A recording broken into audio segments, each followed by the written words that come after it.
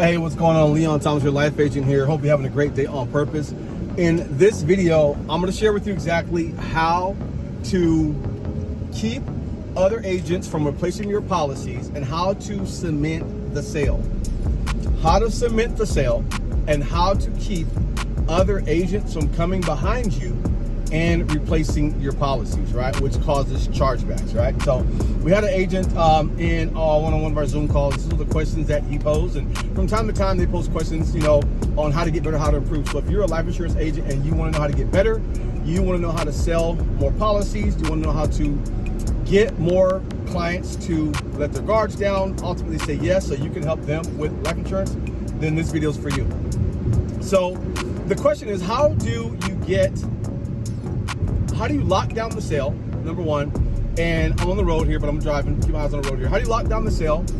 How do you cement the sale, was his exact words. And how do you keep other agents from sharking you or replacing your policies, right? So now there isn't a one thing that you do in your presentation setting or in your meeting or in your Zoom call or the phone call or the sales call. There isn't one specific thing that you do. What I like to say is we are in a relationship building business, right? We're all about building relationships with people, right? I think one of the biggest things that we have to understand is that we are in the people business. So it's people before products, right? People before products, meaning if you understand that when you sell a policy, when you get a client who says, yes, I need this coverage in place, they are trusting you. I like to say they are marrying you. However, they can divorce you anytime. They may divorce you anytime, and here's why, okay? So the way that you cement the sale, first and foremost, it actually starts in the beginning of the call, when you start building credibility, right? So when I get on the phone with a client, when you are on the phone with them, and you have, we call it your power phrase or your credibility statement. So for example, if I'm on a call, I say, hi Susan, my name is Leon, and I'll just go through actually ask them why they fill out the form, right? And then I'm gonna say my credibility statement. My credibility statement goes something like this. Yeah, so basically what we do, Susan, is we help seniors like yourself who are on a fixed income and who have limited funds actually get life insurance to protect their families in the event of a death or disability, okay? I'm actually a broker within the state, contracted with just about all the carriers, or just about several or so carriers within the state. So what that means, Susan, is I'm able to shop the market for you. That way you don't have to try to, figure out who's who in this whole world of life insurance. Does that make sense? And they usually go, yeah, I get it, that makes sense. And I go, so if I can't help you, nobody can. And if I can't help you, I'm not gonna hurt you. Is that fair? They usually love that. That's like love language to your clients, right? So once I say, they're like, okay, cool. And from that point on, that's when I begin to establish rapport with them. So it's not one tactic or one thing that you do that cements the sale. It's several things within the sales call that actually cement it. So that's where I begin at. So at that point, they let their guards down, right? The next thing that I'm gonna do is, once I get to the stage where I'm submitting the policy, okay, where I'm writing the app, where I'm asking my questions, I'm sorry. Once I get to the stage where I'm actually asking questions and we're filling out the app, what I'm gonna do is I'm gonna say something along the lines of, okay, Susan, so just an FYI, so just so you know, I'm your agent for life, which means I'm the one, it's my fiduciary responsibility to see to it that when you pass away, your grandkids or your daughter or your kids actually get that policy, okay? Does that make sense? So I'm letting them know that it's my responsibility, and I'll say, you know what, it's my job, and you know what, I'm not gonna lose my job for nothing. Does that make sense? What am I doing? I'm letting them know that come hell or high water, I've got their back, right? I've got their back. So I'll say, hey, I have a fiduciary responsibility to make sure that when you pass away, your family gets that check, okay? And I can promise you, I'm not gonna lose my job for anybody.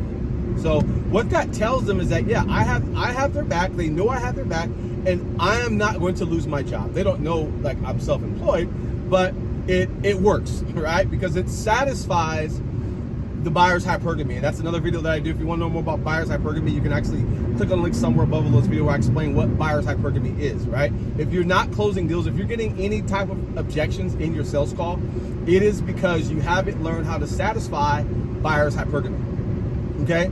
So the next thing that I do when I'm on the call is, what I'm going to say is, I'm going to say, hey, I'm going to say, Susan, do you have that pen and paper on hand still?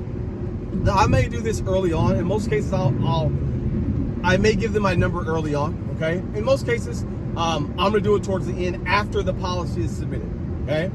After the policy is submitted. Then and only then will I give them my number, even if I call from my phone. Now, if they know it, but I'm not gonna read it out to them, okay? So once I'm done submitting the policy, I'm gonna say something like this. Okay, so you got that pen and paper on hand? Yes, I do. Okay, great. So I'm going to give you my number. My number is, I'm going to read them my number, right? Then I'm going to say, you can call me any time you need to, including Thanksgiving and Christmas. And they always laugh.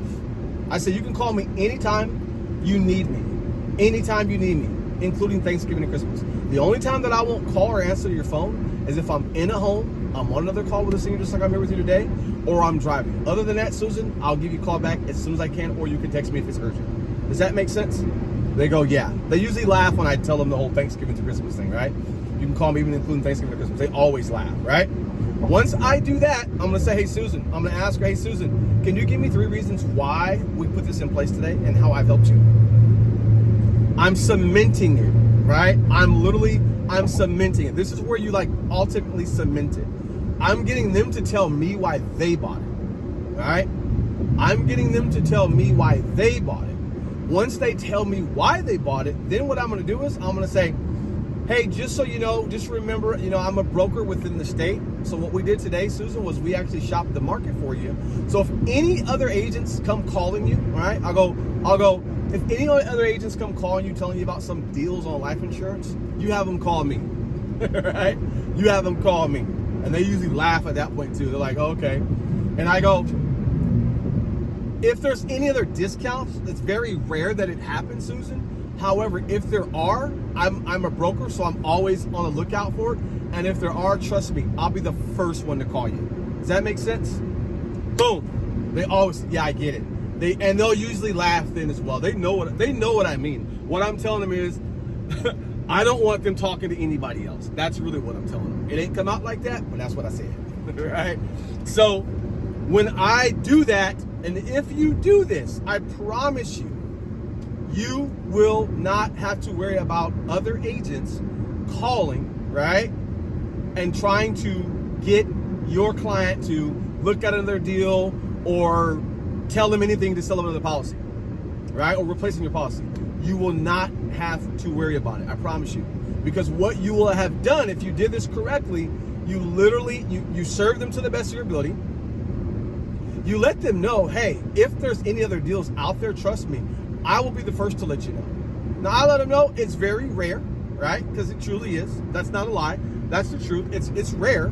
However, if there ever is, trust me, I'll be the first to call you and let you know, right? That is how you cement the sale, right? That is how you cement the sale. You always let your clients know, hey, I am here for you, no matter what. So I tell my clients, hey, you can call me anytime, any day, including Thanksgiving and Christmas, okay? And if I do not answer, I will call you back. That means I'm probably helping another senior out, or I'm in a home, or I'm on a Zoom call, what have you, but I'll always call you back. Okay, fair enough? Does that make sense? Does that make you comfortable, Susan? Yeah, it does, right? This is how you cement the sale. So I hope you guys got a ton of value from this video. If you have, of course, like the video, comment, subscribe. If you got any other questions, you can post them in the comments, of course. Until next time, I'll see you guys on the internet. Take care. God bless.